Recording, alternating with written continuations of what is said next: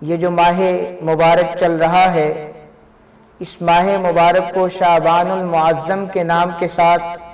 منسوب کیا جاتا ہے، یعنی عظمت والا مہینہ۔ اس ماہ مبارک میں اللہ تبارک و تعالی ایک ایسی رات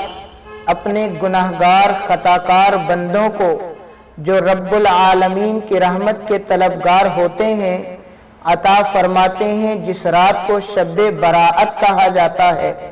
شب کا معنی ہوتا ہے رات، اور براءت کا معنی ہوتا ہے بری کرنے والی۔ گویا کہ شب براءت سے مراد ایک ایسی رات ہے جو گناہگاروں کو، خطاکاروں کو معافی مانگنے پر بری کرنے کا سبب بنتی ہے۔ اور آقا علیہ الصلوۃ والسلام کی حدیث مبارکہ ہے، سیدہ عائشہ رضی اللہ تعالی عنہا سے مروی ہے، سیدہ عائشہ رضی اللہ تعالی عنہا ارشاد فرماتی ہیں کہ میں ایک رات آقا علیہ الصلوۃ والسلام کے حجرہ مبارکہ میں لیٹی ہوئی تھی کہ نیند کے دوران میری آنکھ کھلی تو میں نے کیا دیکھا کہ آقا علیہ الصلوۃ والسلام سجدے کے اندر ہیں، نماز ادا کر رہے ہیں۔ میں اٹھ کر بیٹھ گئی۔ حضور علیہ الصلوۃ والسلام کا سجدہ طویل ہوا اور طویل تر ہوتا گیا۔ مجھے اچانک یوں محسوس ہوا کہ آقا علیہ الصلوۃ والسلام نہ جانے اس دنیا سے پردہ تو نہ فرما گئے۔ سیدہ عائشہ رضی اللہ تعالیٰ عنہا سے مروی ہے، ارشاد فرماتی ہیں کہ میں ایک رات اپنے بستر پر سوئی ہوئی تھی، میری اچانک آنکھ کھلی تو میں نے دیکھا آقا علیہ الصلوۃ والسلام نماز ادا فرما رہے ہیں اور نماز کے دوران سجدہ کی حالت میں ہیں۔ آقا علیہ الصلوۃ والسلام کا سجدہ طویل اور طویل تر ہوتا چلا گیا۔ مجھے یہ گمان ہونے لگا کہ کہیں آقا علیہ الصلوۃ والسلام اس دنیا سے پردہ تو نہیں فرما گئے۔ اسی خیال کو پیش نظر رکھتے ہوئے میں نے حضور علیہ الصلوۃ والسلام کے پاؤں مبارک کی انگلی مبارکہ کو چھوا تو آقا علیہ الصلوۃ والسلام کی انگلی مبارک نے حرکت کی تو مجھے اطمینان ہوا۔ جب جناب رسول اللہ صلی اللہ علیہ وسلم اپنی نماز مکمل فرما چکے تو ارشاد فرمایا، اے عائشہ آپ کو معلوم نہیں کہ یہ رات کون سی رات ہے؟ حضرت سیدہ عائشہ فرماتی ہیں، یا رسول اللہ بالکل میرے علم میں نہیں۔ آقا علیہ الصلوۃ والسلام نے ارشاد فرمایا کہ اے عائشہ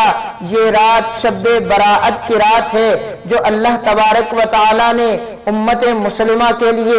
ایک خاص تحفے کے طور پر عطا فرمائی، اور ارشاد فرمایا کہ اے عائشہ اس ایک رات میں اللہ تبارک و تعالی قبیلہ بنو قلب کی بکریوں کے بالوں کے جتنے گناہگاروں کی مغفرت فرماتے ہیں۔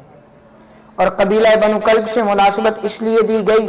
کہ یہ عرب کے اندر ایک قبیلہ تھا جو بہت زیادہ بکریاں پالا کرتا تھا، اور اس قبیلے کی بکریوں کی کثرت کا یہ عالم تھا کہ ایک گھاٹی سے دوسری گھاٹی کی درمیانی جگہ اس قبیلے کی بکریوں سے بھر جایا کرتی تھی۔ تو آقا علیہ الصلوۃ والسلام نے ارشاد فرمایا، اے عائشہ قبیلہ بنو قلب کی جتنی بکریاں ہیں ان بکریوں کے جسم پر جتنے بال ہیں ان بالوں کے بقدر اللہ تبارک و تعالی اس ایک رات میں گناہگاروں کی مغفرت فرماتے ہیں۔ اور پھر آگے ارشاد فرمایا کہ اے عائشہ اللہ تبارک و تعالی اس رات میں آسمان کے فرشتوں کو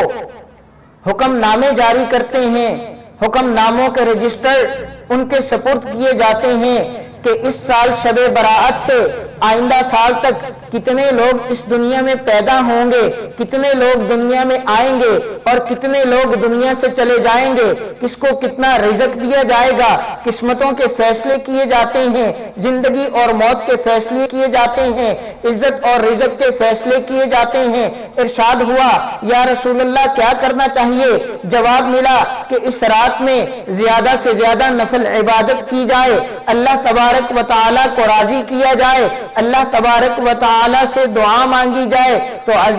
عزیز سامعین، علماء کرام نے لکھا ہے کہ سال بھر بندہ اللہ تبارک و تعالیٰ سے مانگتا ہے، یا اللہ مجھے عزت عطا فرما، مجھے رزق عطا فرما، مجھے صحت عطا فرما۔ بالعموم اور تہجد کے وقت خاص طور پہ اللہ تبارک و تعالیٰ تجلی فرما کر اعلان فرماتے ہیں، کہ ہے کوئی مجھ سے رزق مانگنے والا میں اس کو رزق دوں، ہے کوئی عزت مانگنے والا میں اس کو عزت دوں، ہے کوئی مجھ سے صحت مانگنے والا میں اس کو صحت عطا کروں۔ تو میرے بھائیوں، اس رات میں اللہ تبارک و تعالی شام سے ہی، نماز مغرب سے ہی، یعنی 14 شعبان المعظم کی شام سے اللہ تبارک و تعالی آسمان دنیا پر تجلی فرما ہوتے ہیں اور ارشاد فرماتے ہیں کہ کوئی مجھ سے رزق نہ مانگنے والا ہو تو میں اس کو رزق دوں، کوئی عزت صحت زندگی مانگنے والا ہو میں اس کو عزت دوں، میں اس کو صحت عطا فرماؤں۔ عزیز سامعین و سامعات، لیکن یہ ہماری غفلت ہے کہ ہم ماہ رجب المرجب اور ماہ شعبان جیسی عظیم الشان راتوں اور عظیم الشان دنوں کو یوں ہی کوتاہیوں میں اور آوارگیوں میں گزار دیتے ہیں۔ میرے نبی صلی اللہ علیہ وسلم کا یہ معمول تھا کہ جب بھی ماہ رجب المرجب کا چاند دیکھتے تو آقا علیہ الصلوۃ والسلام یہ دعا پڑھا کرتے تھے، اللہم بارک لنا فی رجب و شعبان وبلغنا الی رمضان، کہ یا اللہ ہمارے ماہ رجب اور شعبان میں ہمیں برکتیں عطا فرما اور یہی برکات ہمیں رمضان المبارک میں عطا فرما، یا ہمیں رمضان المبارک پھر سے دیکھنا نصیب فرما۔ تو عزیز سامعین، اللہ تبارک و تعالی نے یہ ماہ رجب اور ماہ شعبان میں 2 راتیں ایسی رکھ دی جو افضل راتیں ہیں، جو عبادت کی راتیں ہیں، جو احترام کی راتیں ہیں۔ ماہ رجب کے اندر اللہ تبارک و تعالی نے شب معراج کی رات رکھ دی، اور ماہ شعبان میں اللہ تبارک و تعالی نے شب براءت کی رات رکھ دی۔ فرمایا کہ وہاں معراج جہاں حضور علیہ الصلوۃ والسلام کو ملا، آپ کی امت کو ملا، آقا علیہ الصلوۃ والسلام کو جو معراج ملا وہ آسمان دنیا کی سیر تھی، جنت جہنم کے احوال تھے، اللہ تبارک و تعالی کی زیارت تھی۔ امت کو جو معراج ملا وہ 5 نمازوں کا تحفہ عطا فرمایا۔ الصلاۃ معراج المؤمن، یہ ماہ رجب کی اللہ تبارک و تعالی نے ہمیں معراج اور مبارک برکت اور نعمت عطا فرمائی۔ ماہ شعبان کے اندر اللہ تبارک و تعالی شب براءت کی عظیم رات عطا فرماتے ہیں، کیونکہ آگے ماہ رمضان المبارک آنے والا ہے۔ عزیز سامعین، جس طرح ہم گھر میں آنے والے معزز محترم مکرم مہمان کے لیے انتظام کرتے ہیں، اہتمام کرتے ہیں، یوں ہی اللہ تبارک و تعالی نے ہمیں جو تمام مہینوں کا سردار ماہ رمضان المبارک عطا فرمایا، اس سے پہلے یہ رات اور یہ مہینہ عطا فرمایا کہ ہم ماہ رمضان المبارک کی تیاری کو کر لیں۔ ماہ رمضان المبارک میں عبادات کے لیے دن کو روزے، رات کی تراویح، نفل اور فرائض عبادات کے لیے اپنے آپ کو تیار کر لیں۔ اور میرے نبی علیہ الصلوۃ والسلام کا بھی یہ معمول تھا کہ آقا علیہ الصلوۃ والسلام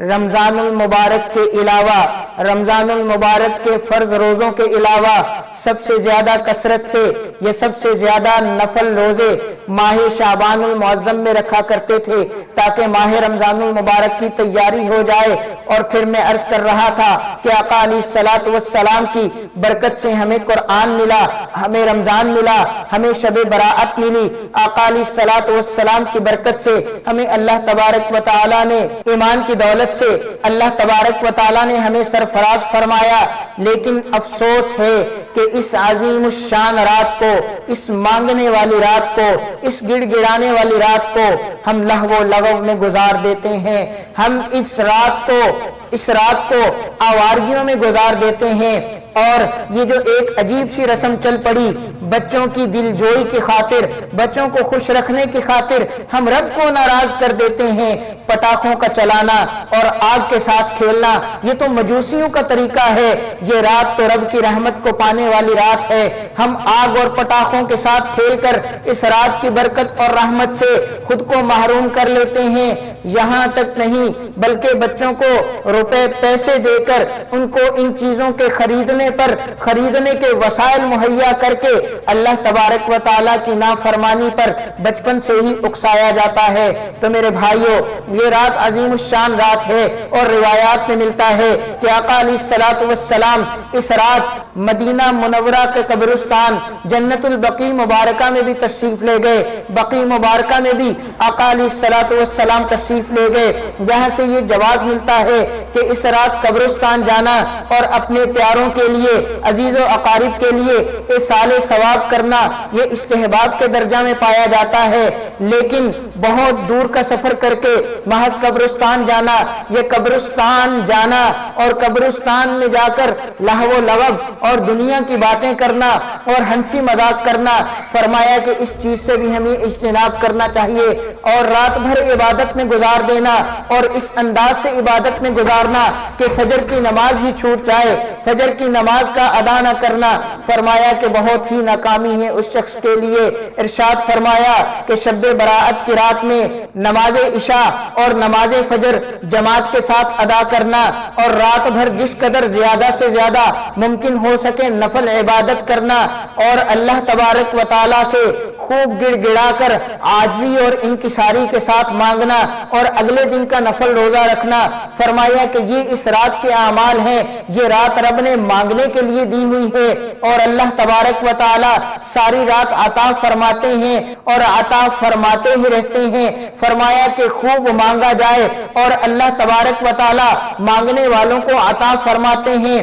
رزق بھی عطا فرماتے ہیں، عزت بھی عطا فرماتے ہیں، کامیابیوں اور کامرانیوں سے بھی نوازتے ہیں، اور پھر استحباب کے درجہ میں ہے کہ شب برات کی رات کے لیے تیاری کرنا، غسل کرنا، اچھا لباس پہننا، اپنے آپ کو عبادت کے لیے تیار کر لینا، یہ استحباب کے درجہ میں پایا جاتا ہے کہ اللہ تبارک و تعالی نے ہمیں پھر سے ایک رات شب برات کی رات عطا فرمائی، ہم اس رات کو رب العالمین کا عظیم تحفہ سمجھیں۔ آج کوئی بنگلے اور کوٹھیاں سجانے میں لگا ہوا ہے، تو کوئی اپنا بینک بیلنس بڑھانے میں لگا ہوا ہے، تو کوئی اپنے بڑے بڑے کاروبار سجانے میں لگا ہوا، کیا معلوم کہ آج کی رات اس کی موت کا پروانہ اسرائیل کے ہاتھ میں دے دیا جائے، اور کیا معلوم کہ آج کی یہ جو رات ملی آئندہ سال یہ رات میسر ہو یا نہ ہو۔ میرے بھائیوں، اس رات کو عبادت میں گزاریں، اطاعت میں گزاریں، رب العالمین کو راضی کرنے میں گزاریں، وگرنہ ایسا نہ ہو کہ مایوسی کے سوا ہمارے ہاتھ میں کچھ نہ آئے۔ جاگنا ہے تو جاگ لے افلاس کے سایہ تلے، جاگنا ہے تو جاگ لے افلاس کے سایہ تلے، حشر تک سونا پڑے گا خاک کے سایہ تلے۔ وآخر دعوانا ان الحمد للہ رب العالمین۔